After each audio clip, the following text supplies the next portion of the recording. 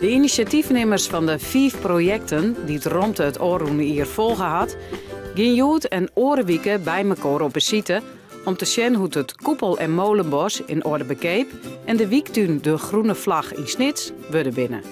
En ze wisselen ervarings uit hoe het is om als burger een project van de groen te krijgen.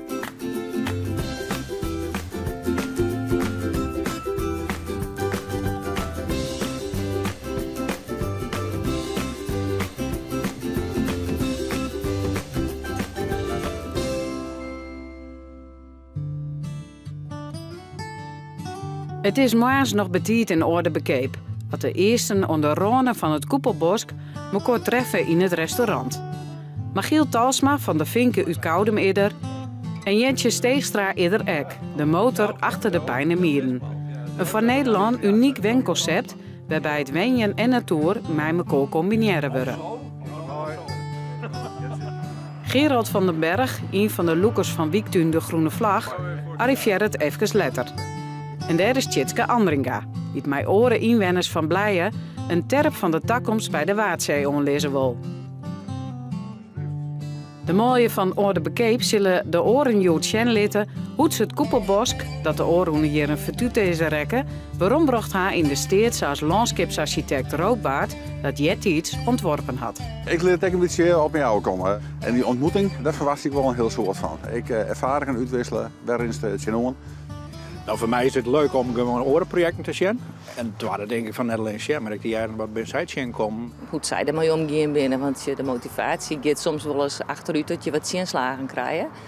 Nou, en daar binnen nou toch 2 projecten die het Safir binnen dat ze al rond binnen. Nou, goedemorgen allemaal, van harte welkom in het Koepelbos in Oldenbekoop. We zijn blij dat jullie hier zijn en we hopen dat we er een mooie dag van maken. Onder ronen van het Koepelbosk leidt het hettenkamp, dat alles begon. Dit het is zo'n prachtig beestje, die komt je echt uit het handje eten. Het is een genot om dat beestje wat te mogen voeren. En dit hettenkamp is eigenlijk de basis van hier is het allemaal uit ontstaan.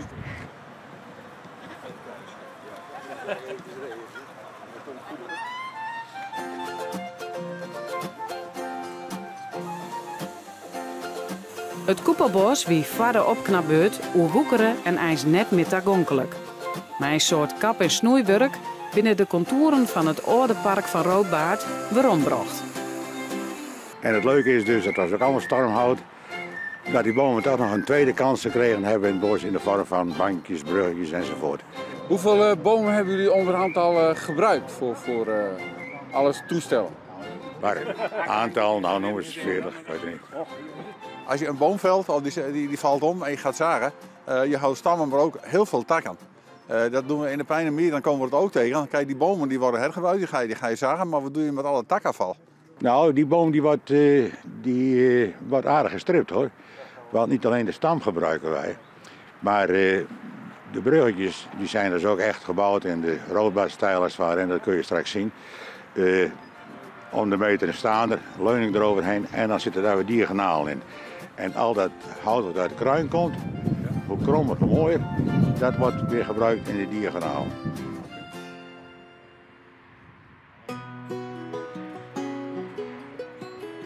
De kroon op het werk is de nije koepel.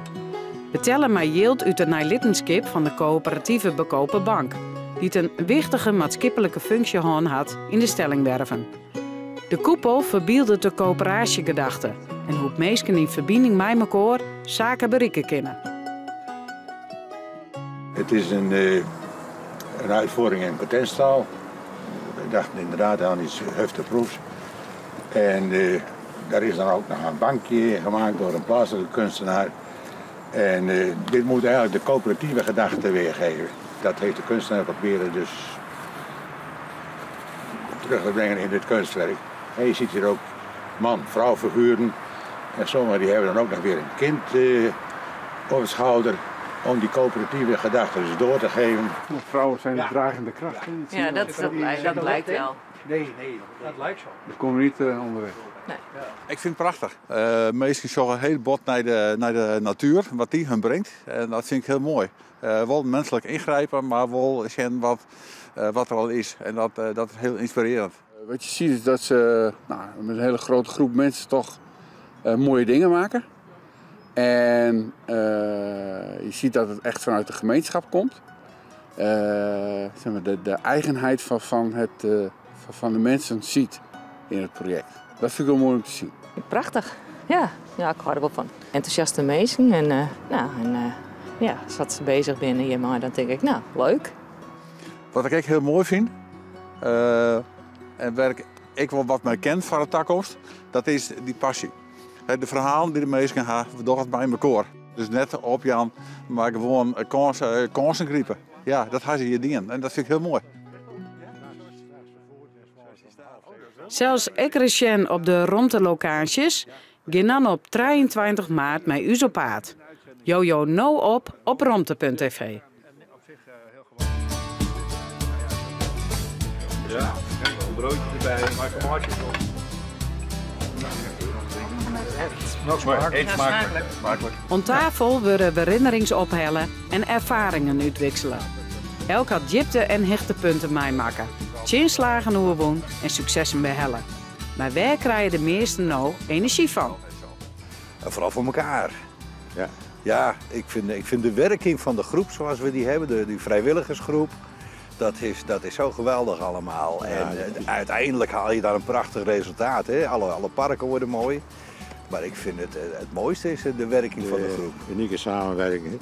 Nou ja, dat er een heel grote meesken, ja, dat hield ik naar vreetje en van hoe vier ben je en wat een mooi plan en dat houdt wel de energie. Ja, dat is mooi, maar dus zodat die energie, ik denk het is te mooi dat mensen zij in beweging komen en dat het dus echt mooi van hun wordt.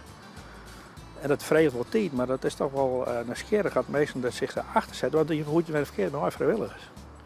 We zijn in 2012, 13 zijn we gestart. En we hadden een mooi idee voor een beleeftuin.